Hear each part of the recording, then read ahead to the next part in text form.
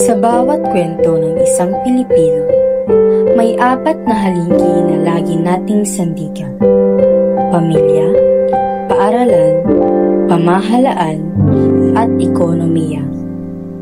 At sa simpleng buhay ni Hania, makikita kung paano sila nagiging ilaw sa gitna ng dilim.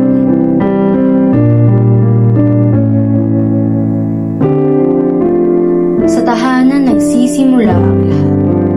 Ang yakap ng mga magulang, ang kanilang payo, at ang simpleng almusal na sabay-sabay na pinagsasaluhay. Ito ang nagbibigay lakas ng Hania upang harapin ang bawat araw.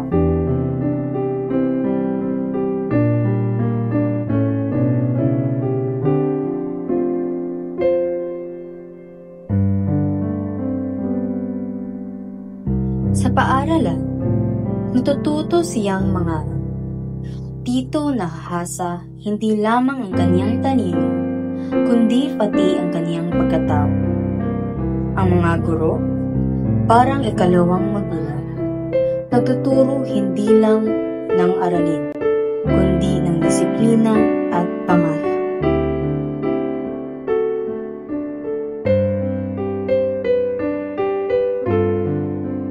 Ngunit hindi sapat ang pamilya at paaralan. Sa pamahalaan nakasalalay ang kaayusan. Sa bawat serbisyong kanilang ibinibigay, kaligtasan, kalusugan, at katarungan, nagiging posible ang mas tahimik na pamumuhay.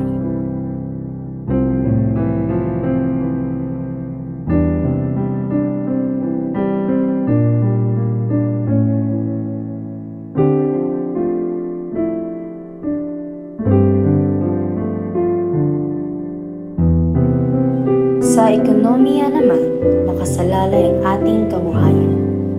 Mula sa pawis ng bawat manggagawa hanggang sa ani ng magsasaka. Dito nanggaling ang tinapay sa hapag, ang pamasahe sa eskwela, at ang pag-asa para sa bukas.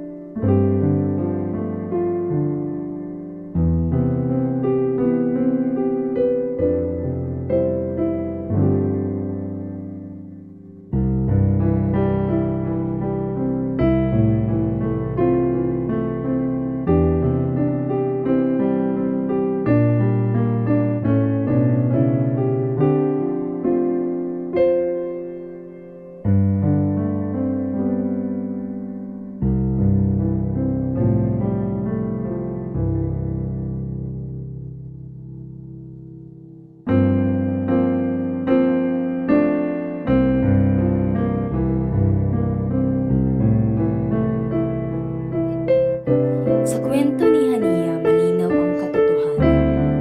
Hindi natin kakayanin mag-isa.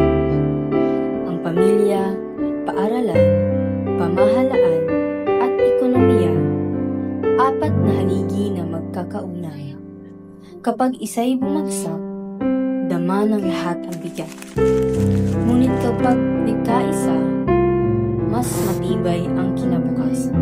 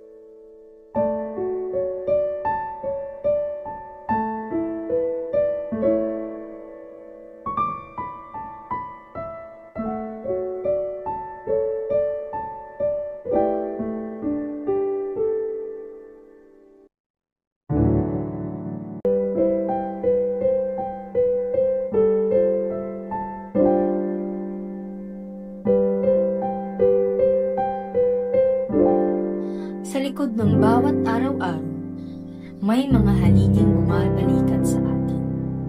At sa kanilang gabay, natututo tayong maniwala, mangarap, at magsikap. Sapagkat ang buhay ng bawat Pilipino ay kwento ng pagkakaisa.